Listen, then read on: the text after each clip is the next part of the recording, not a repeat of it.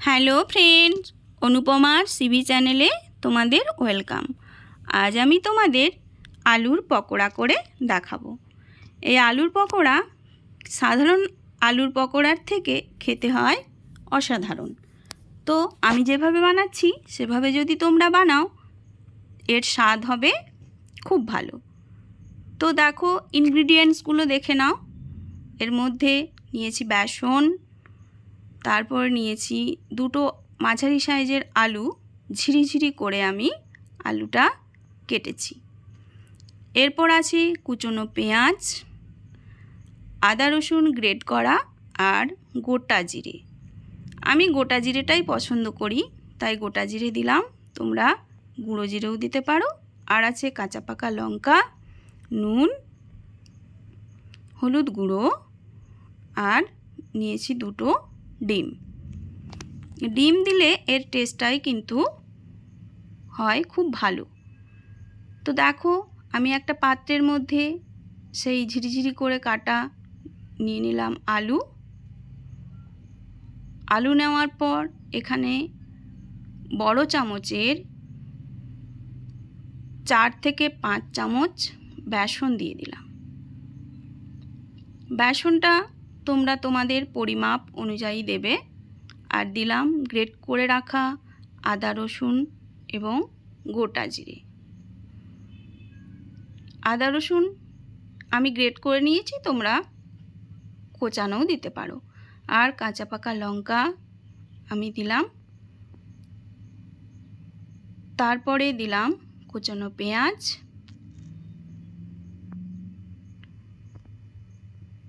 তারপর দেব পরিমাণ মতো নুন। নুনটা তোমাদের যে যার টেস্ট অনুযায়ী দেবে। আর দিলাম অল্প 1 চিমটে হলুদ। 1 চিমটে হলুদ দিয়ে দিলাম এর মধ্যে। তারপর দিয়ে দিলাম দুটো ডিম এর মধ্যে ফাটিয়ে।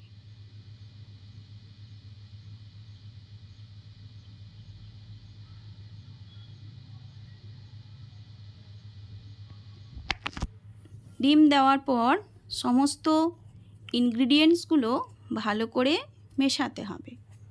হাত দিয়ে ভালো করে মাখাতে হবে যাতে সমস্ত উপকরণ এর মধ্যে মিশে যায়। ভালো করে মাখাতে হবে এবং যদি প্রয়োজন মনে করো তোমরা বেসন এবং জলও দিতে পারো। ভালো করে মেখে এরপর অল্প একটু জল দিয়ে আবারও একটু ভালো করে মাখবো। মাখার পর দেখো আমার ব্যাটারটা এরকম হয়েছে। কড়াই বসিয়ে দিলাম, তার মধ্যে দিয়ে দিলাম সরষের তেল। পকোড়াগুলো আমি একটু ডুবো তেলে ভাজার জন্য একটু বেশি করে তেল দিলাম। তেল গরম হওয়ার পর ব্যাটারটা থেকে একটু বড় সাইজের পকোড়াগুলো আমি ভাজবো, তাই একটু বড় বড় করে পকোড়াগুলো আমি তেলের মধ্যে দিয়ে দিলাম।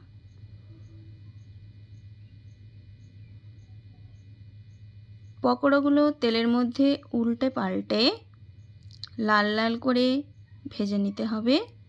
যতক্ষণ না লাল লাল হচ্ছে ততক্ষণ কিন্তু ভাজতে হবে। 2 পিঠ লাল লাল করে ভালো করে ধিমে আঁচে ভাজতে হবে।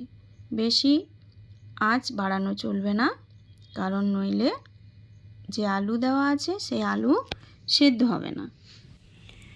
এক পাশটা আমার হয়ে গেছে, এরপর পরের পাশটা আমি উল্টাচ্ছি। পরের পাশটা উল্টালেই আমার হয়ে যাবে রেডি। দেখো, এই যে আমার পকোড়াগুলো একদম রেডি হয়ে গেছে খাওয়ার জন্য। তো আমি পকোড়াগুলো তুলে নিচ্ছি।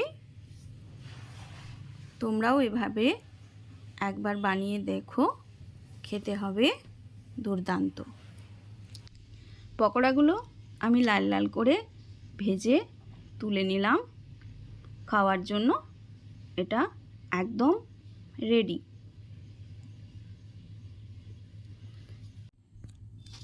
Please like, share and subscribe my channel. Thank you.